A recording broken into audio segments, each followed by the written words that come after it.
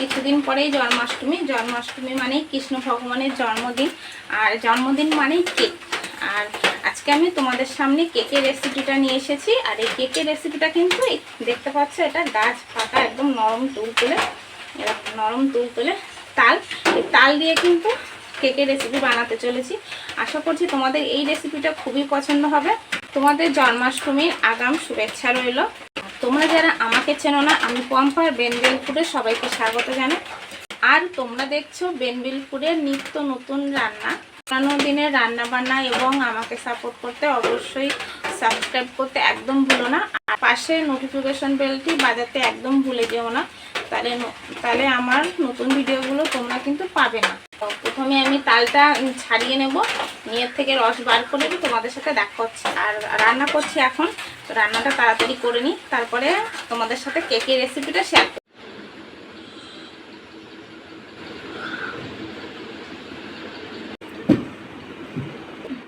দেখো, তাল থেকে রসটা বার করে নিয়েছি। আর রসটা বার করার সময় একটু জল না দিলেই ভালো হবে, মজাটা টাইট হবে।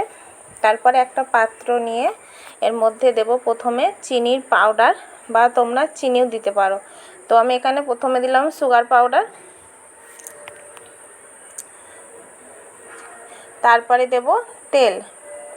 আর আমি বাটির পরিমাণ কিন্তু ঠিক রেখেছি, যে বাটির মাপটা কিন্তু তোমরা ঠিক রাখবে। যে বাটি চিনি নেবে বা ময়দা নেবে, সেই বাটির পরিমাণে কিন্তু সব কিছুই দিতে হবে। তো চিনি দিলাম, তারপরে তেল দিয়েছি। এগুলোকে ভালো করে মিশিয়ে নিতে হবে, যেন দলা পাকিয়ে না থাকে। এই মেশানোর দিক থেকে একটু তোমরা ঠিক রাখবে। তারপরে দিচ্ছি অল্প একটু লবণ। তো তাল দিয়ে কেক বানাচ্ছি বলে একটু লবণ দিলাম, অন্য কেকে কিন্তু লবণটা প্রয়োজনই হয় না। দেওয়ার পরে ভালো করে মিশিয়ে নিতে হবে। তো দেখো, ভালো করে মেশানো হয়ে গেছে। হাতে সময় নিয়ে একটু মেশালে মিশে যায়। তারপরে ওই একই বাটির মাপে 1 বাটি ময়দা, আর একই বাটির মাপে 1 বাটি কিন্তু আমুল দুধ বা পাউডার দুধ। তা তোমরা এই মাপটা কিন্তু অবশ্যই ঠিক রাখবে, দেখবে কেকটা কিন্তু খুব সুন্দর হবে। তারপরে দিচ্ছি নারকেল কোড়া। নারকেল কোড়াটা তোমরা কম বেশি করতে পারো, ওটা কোনো ব্যাপারই না, চাইলে তোমরা স্কিপও করতে পারো। তারপরে ভালো করে মিশিয়ে নিয়ে এবার দেব তালের রস। তালের রসটা তোমাদের ওদিকে যদি বাজারে কিনতে পাওয়া যায় সেটাও নিতে পারো, আর গ্রামে তো ফ্রেশ পাওয়া যায় তালের রসটা, তো সেটাও তোমরা ব্যবহার করতে পারো। তারপরে দেব সুজি। সুজিটা কিন্তু হাফ বাটি দিয়েছি। আর এটা হলো দুধ, তোমরা পাউডার দুধ নিতে পারো গুলে, কিংবা গরুর দুধও নিতে পারো। অল্প অল্প করে দিয়ে মিশিয়ে নিতে হবে, একসাথে বেশি করে দিয়ে মেশানো যাবে না, বেশি হালকা হয়ে যাবে। বেশি হালকা হলে কিন্তু ব্যাটারটা বেশি ফুলে পড়ে যাবে। তো এরকম করে অল্প অল্প করে দুধ দিয়ে মিশিয়ে নিতে হবে। তার দেখো মেশানো হয়ে গেছে, এবার কিছুক্ষণ গরমের পাশে রেখে দিতে হবে, দেখবে ফুলে যাবে। তারপরে এরকম একটা কেকে বানানোর ট্রে নিয়েছি, তোমরা চাইলে যে কোনো পাত্র নিতে পারো। তার উপরে তেল দেব। আর আমি এখানে সাদা কাগজ নিয়েছি, তোমরা চাইলে এই তেল লাগানোর পরে একটু আটা ছড়িয়ে দিতে পারো। তেলটা ভালো করে লাগিয়ে নিচ্ছি। সাদা কাগজটা দিয়ে দিলাম, তারপরে অল্প একটু তেল দেব, দিয়ে সেটাকেও ভালো করে মিশিয়ে নেব।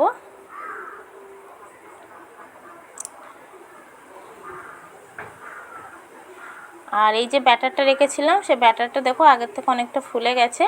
এবার দিচ্ছি বেকিং পাউডার। তো ব্যাটারের পরিমাণ বেশি বলে 1.5 চামচ বেকিং পাউডার দিয়েছি। তারপরে ভালো করে মিশিয়ে নেব। মেশানো হয়ে গেলে কেকের যে ট্রে ছিল সেই ট্রের মধ্যে দিয়ে দেবো।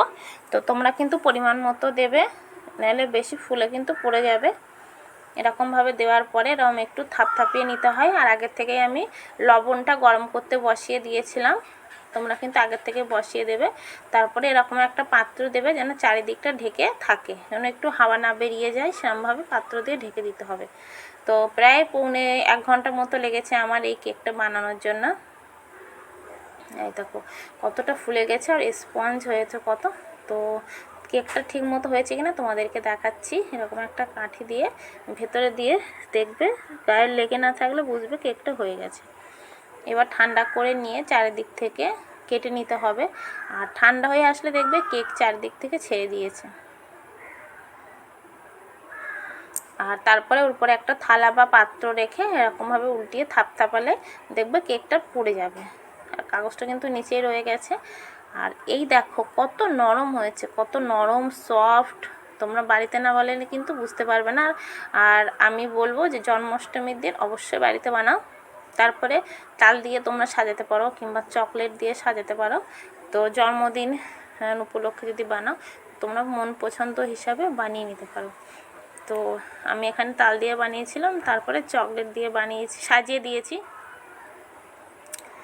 দেখো চকলেট দিয়ে সাজিয়েছি বলে কত সুন্দর লাগছে। আর তোমাদের যদি ভিডিওটা একটু পছন্দ হয় তো লাইক করতে, শেয়ার করতে যেন একদম ভুলো না।